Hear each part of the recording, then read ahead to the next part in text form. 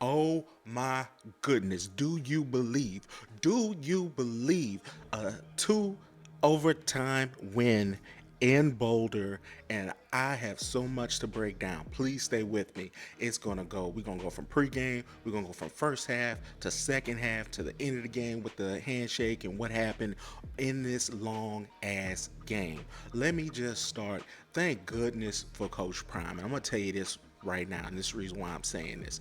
If Coach Prime did not use that, glasses insult to motivate this team, he said, no, now it's personal. Now we got to make it up. We got to get up for the game. If he did not do that, Colorado Buffaloes got their ass kicked. Because guess what? They got their ass kicked anyway and almost lost that game, but they ended up winning. And he must have known that it was just too quiet. He felt like the team maybe have gotten up to a level where they think they could just cruise or looking ahead to the Oregon game. Remember, I talked about the trap game video that I put out, which I'm going to refer to because it really happened real time. If he had not done that, if Coach Prime had not made this personal, they would have gotten their ass kicked and the game would have been over by the third or fourth quarter, early fourth quarter. I mean, it was bad. And we're going to break it down for you right now. Let's start off with the pregame. We're going to have to keep it real, y'all. We're going to have to keep it real. It was too much. Whether the Buffaloes, and I promise to you, this was in my notes throughout the day. I promise you all to you. If the Buffaloes won by 50, I would have had the same opinion. If they lost by 50, I would have had the same opinion. It was too much. I love pregame. I know you want to be interactive. I know you want to show recruits all this great stuff y'all got going on, but it was an experience. It wasn't a pregame. It was like a real life, you got to be there experience, and a lot of people were there. Now, moving on from that, it looked like homecoming for the third game of the season. And I get it's a rivalry game, but it would look like homecoming on steroids. It was way too much. Now, let's just start off my initial impressions of the game because it's just fresh. The game just ended. I want to say that was not a more consistent buff than their tight end, Mr. Harrison. He showed up and was consistent throughout the game, whether it was blocking, whether it was clutch catches, whether it was getting in the end zone. He could not be covered by the Colorado State Rams, and they took away a lot of their perimeter players. The defensive coordinator for Colorado State, get that man an NFL job. He was prepared. He had those guys ready to go. But the thing he couldn't take away, which Shedeur finally realized, was throwing it to the tight end over the middle. And I mean, he was super consistent. Shedeur, I mean, he battled throughout the game. He egged a lot of it on pregame, and he had to show up. He had to back up his words, and he eventually did, leading the Buffs on a 98-yard touchdown drive just to score the game, just to try to tie the game, then hit the 2-point conversion. Masterful, showing what he's made out of, and he was not going to back down. Travis Hunter, I don't know how long he's going to be out. This was a super chippy game. Really, really ridiculous how that happened, but I'm getting ahead of myself. Let's just go back with pregame, okay? So let's start there. All right. Pregame was insane. There were concerts, there was news networks everywhere, ESPN Game Day, First Take, Fox Sports Big Noon Kickoff, the Pat McAfee Show. Both of the ESPN and Fox shows featured Prime. Then The Rock showed up out of nowhere. It was an experience, like I said earlier, not a pregame. Then it was Lee Corso's historic 400th pick. He, of course, picked Colorado right next to The Rock, so he was rolling with Prime that night. Now, celebrities were everywhere. I mean, you had Offset fresh off a 24-hour live with Kai. He flew in on a private jet, and he was just so excited to be there. He ended up playing ping pong with Master P and his kids in the locker room. It just didn't make a lot of sense. It was crazy. But I'm bringing that up because Prime always talks about how he's used to the circus. He's used to that. But I think he always talks about on the back end, everyone else isn't used to that. Everyone else isn't accustomed to it. Now, it being a late game, you can't tell me those kids didn't see that. You can't tell me they didn't see Prime rocking in the crowd for the concert earlier before pregame. You can't tell me they didn't see everything on YouTube or on IG and like, man, Keyglock is here. This is great. Him and Shaduer going to be kicking it before and after the game. It's going to be a celebration. That's, to me, when I saw that, it being a later game, I know the kids saw that, and that you can't tell me they had the same focus, like if it was a 11 o'clock game, because they had to understand it was not going to be an easy game. It was going to be a fight, and I think that's why Coach Prime saying it was personal and making it personal was the right thing to do for their psyche, because they were going into a fight and they needed to know that. And then this was a perfect preview to what rivalry games are, ladies and gentlemen. All right, it doesn't matter. You look at college football today. Florida State barely beat Boston College. Florida State's number 3 in the whole country and barely beat them by 3 points. Tennessee was the 11th ranked team in the country, got their asses kicked by Florida Gators, who were unranked and who are like 0-1. No one saw that coming, but it's the rivalry games, the games they get up for. And I told you about it in the trap game video. Everything I talked about happened. Those kids have never played like that before. All you heard was Louis Riddick talk about how they didn't see that output last week when they lost, or the week before when they lost to Washington State. They didn't see that kind of focus. Those kids played up to their competition, especially the Colorado State wide receivers and some of the D linemen. Okay, they're probably not going to play like that for the rest of the season. I'll talk about that in a second. But it was super chippy before the game. So in pregame, you saw what was going to happen. The kids came together at the 50-yard line. There was beef.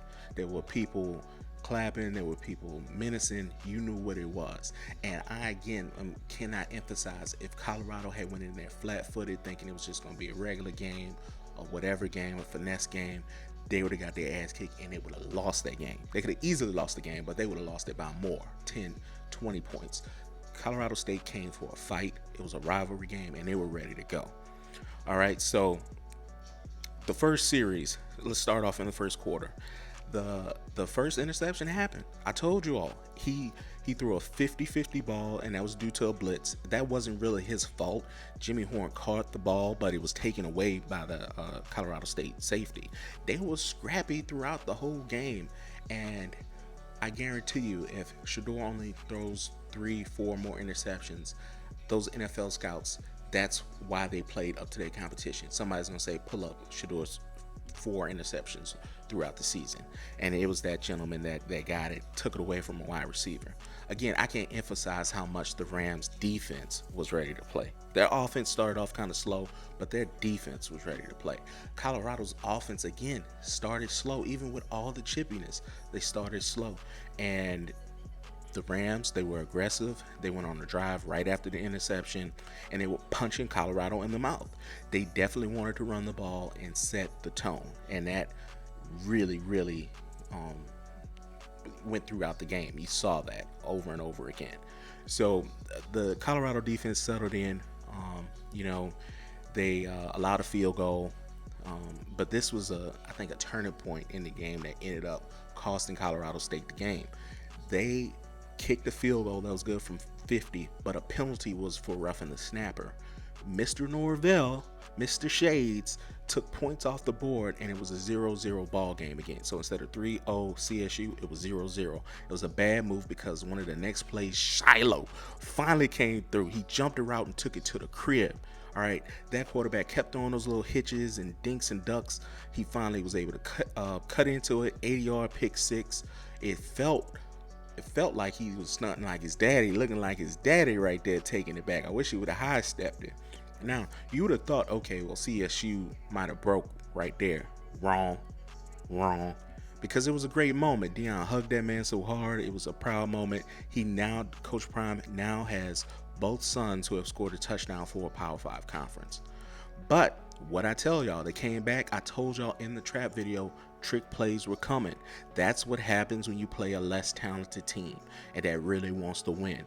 They played loose and they used trick plays. There was a wide receiver screen, then pass to the tight end. The deep throw to the tight end, one-on-one with the not as talented Trevor Woods. And I get it, he sealed the game with his interception.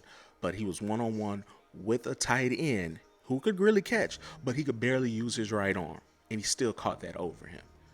They are going to have to realize their safeties are going to play man-to-man, and they need to really focus on that. Because that tight end, though he was good, he did not have functional use of his right arm. which ended up in a fumble later on, but I'll talk about that later. Now, at that point, once that trick play happened, you could see Colorado's offense looked tight and they were trying to press, and that's exactly what happened. Travis Hunter, when he fumbled and the Rams took it to the house, he was basically trying to make a play. He was trying to break one, he was trying to shake somebody and keep running, and that's how he ended up getting stripped. Me personally, I thought he was down, but the point is you can't put yourself in that position.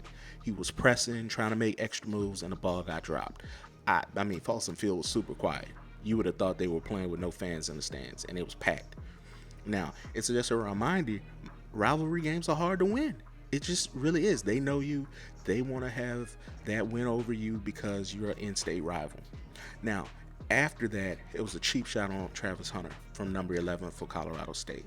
And if they didn't realize they were in a fight, it was right then and there. That woke up the Buffs to me like, oh no, we're going to have to play football and be able to withstand that physicality. My big problem with that is how come number 11 was not ejected? I don't know. But I knew from right then and there it was personal. You can't tell me. I get the definition of targeting, but that was a double foul play. It was defensive pass interference, and then it was after the play, him hitting that man like that. To me, that should have been at the very least a warning. Like, this is your first personal conduct penalty, and you're out of here. I personally thought it was uncalled for, and he should have been thrown out.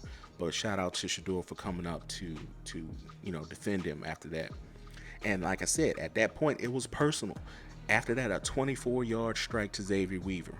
And I just couldn't. The first thing that came out of my mouth was, wow, that is an NFL throw by Shedeur. It was speed, velocity. It was right on target. The score was finally tied 14-14. And you could tell Shedeur was like, oh no, it's right here, right now.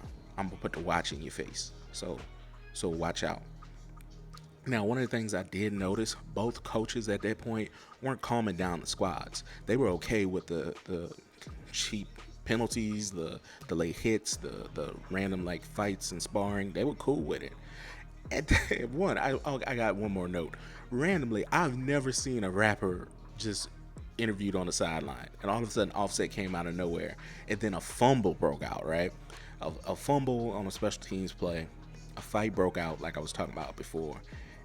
Then Offset out of nowhere plugged his single. Now, this is the crazy part. There was a fight out of the fumble. There were flags on both teams. And then in a stroke of perfect script writing, it had to be the NFL script writers, the penalties Offset after an interview with Offset. How does that work? There were the penalties Offset after an interview with Offset. It was crazy.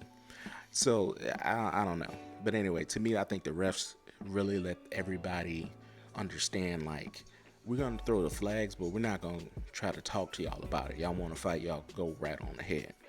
Now, again, I can't tell you how much the Rams played up to the competition. They wanted to perform well in front of not only every NFL scout, but the whole country, because the whole country was watching. LeBron James and them was tweeting about this, and all the celebrities that came through just to see the Colorado Buffs, and they were looking to hurt people. That cheap shot on Travis was really an attempt to hurt him. All right. The next note I want to say, I want to give love to the Colorado defensive line because they really pursued. Those boys ran. I think Warren Sapp made that a very good impression. I did not see that in the TCU game. And judging by Prime's comments on the Rich Eisen show, Sapp's going to be joining the Colorado staff in some capacity by next fall. They really helped the Colorado Buffaloes get over the hump throughout the game. But anyway, the first quarter was tough on both teams. Defenses led the show with a fumble and interception return for touchdowns. Now, the second quarter, going into the second quarter, like I said, there were a lot of flags, and they interviewed Coach Norvell. And what really pissed me off about this guy, he was saying that all the flags were one-sided because y'all were the ones with the cheap shots. He was like, yeah, the refs are supposed to let that go. It's a rivalry game. What are you talking about? It just felt really irresponsible, and it bared itself throughout the rest of the game. Now, the second quarter, the Colorado State offense definitely drove on the Buffs defense. They took advantage of their coverages. They scored another touchdown. The Colorado State offensive receivers, they started to expose the defensive backs, and that was throughout the second quarter. They kept running these shallow crosses, could not be stopped. they could not come up and make the tackle because they started playing two-man, and basically Trevor Woods and Shilo are out of man coverage. They're basically covering. So the receivers would just run across the field and catch these balls. But after the touchdowns, everybody got settled in, and then it was pretty boring. It was 21-14 at halftime. And unfortunately, they got bad news at halftime. Travis Hunter was out. He headed to the hospital. His condition was unknown, but everyone thinks it was connected to that cheap hit. If it was in my opinion, I think he may have it's something with his lung. I don't think it would, for him to go to the hospital and make sure he's good. To me, it had to be something on his lung, because that's where 11 looked like he hit them. But it is what it is. They started the second half. Again, the receivers for Colorado State were playing out of their mind. They're not going to play like that for the rest of the season. I can guarantee you that. It's hard to really think a lot of these Colorado State players did not play inspired, or any other person on their offense or defense. So it's kind of hard as a NFL evaluator to think they're going to play like that all the time, because that's not true. I think this was actually the Shilo game. So the third quarter came back up, and I believe this was in the third quarter. He came up big again. He forced a big fumble in the red zone, because I think they were really trying to put the game away right then and there. He had a fantastic game with the interception return for a touchdown, causing a fumble with him hitting someone. It brought life back in the program. Then there was a blocked field goal by the Colorado Buffaloes, and you think, man, here they come.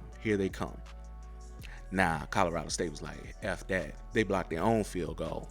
And, going back and forth, another interception by my boy Cameron, number 7. It was the second week he had a pick. He's been showing up, especially in people's absence. This time it was Travis Hunter, so he was really, really good for the Buffaloes. It was a scoreless third quarter, so it remained 21-14. So we're going to the fourth quarter, all right? Colorado State had the ball. They took the clock away in the fourth. That was masterful. And they ran the ball, kept converting these third downs with those shallow crosses. It was really frustrating if you were a Colorado Buffaloes fan, because you're like, man, the defense can't get off the damn field.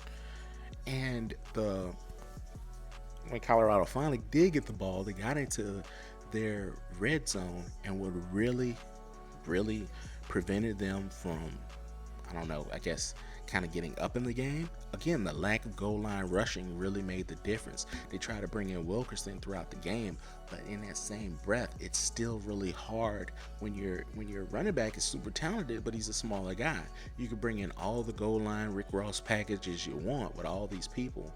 They have to get better at goal line rushing to convert these deep drives and get touchdowns and not field goals. All right. So the chips are looking down at that point. It really is. But guess who came to save the day? My boy Jimmy Horn. I told y'all he was going to eventually make a play. He saved the day on the last drive, on the 98-yard touchdown drive. He got into the end zone. They made the 2-point conversion. Again, Mr. Harrison, I appreciate you, man. You did the damn thing this game. Going to overtime. First overtime for Coach Prime in a Power 5 conference. Could not be better. It is 1-2 o'clock in the morning. Everybody is locked in. What's going to happen? Most consistent buff Michael Harrison came through again. He made the first touchdown. And by the way, it could have easily been Zico, man. That must have been tough to watch. I mean, really. Shaduer answered the call, got them in the end zone. Colorado State matched. They did. It is what it is. So they go into the second overtime, and this is where, to me, Colorado State wet the bed. They were tired. You could tell that physical mentality type of game that they had finally wore down on them, and they just didn't have it, and they were making even more stupid penalties. The defensive end had a heck of a night. Kamara, and threw himself out of the game with back-to-back dumb penalties, and that allowed the Buffaloes to score the second touchdown. Or in the second overtime, if I got that right. It was either the first or the second overtime. And now he's thrown out of the game, and he had a fantastic game. And that's what it is. Then the Colorado State Rams, when they got the ball back, they had really a lot of penalties, personal foul penalties with high-low blocks and blindside blocks. they need to do better. I understand it's a rivalry game, you want to hit people, but bro, they're not gonna let you do that. And that put their defense, well, their offense way back um, to the 20-25 yard line. And at that point, the game's over. You're throwing a Hail Mary kind of ball to the end zone. It got picked off by Trevor Woods. Game over. And now it is the end of the game. Coach Prime had his hat on. I don't know what they were talking about, but it went up. He didn't have his shades on. I think everybody was relieved they won the game, and everybody went home after that. Shadeur had his interview afterwards, and he was happy to have that rivalry game out of the way. But he really wanted it bad, especially for Travis, and I could appreciate that. I mean, it is on, man. It is on. Colorado is 3-0. Let's go. Do you believe? You had to believe to win that game. Had to. That trap game came in. They came for a fight, and Colorado wasn't ready. And I just props to Coach Prime, because without him, bro, without him making it personal, letting them know they coming to beat your ass, I don't think they would have won that game, because they almost lost that game, really. But it's on the Oregon. Bo Nix and them is going down. And real quick, big business shout out to Coach Prime. He said, shit, if we gonna lose, I'm gonna make sure these blenders sell. My man turned this into an opportunity, a business opportunity, and made 1.2 million in a few days off of this. And I feel like more people are gonna buy once they bought this, you know what I mean? And before you know it, Shedeur's gonna have a watch deal. I just feel like that's coming pretty soon. I mean, that's what he's doing. But Coach Prime made some money. He's like, even if I lose this game, I'm paid. That's player. Heritage Sports.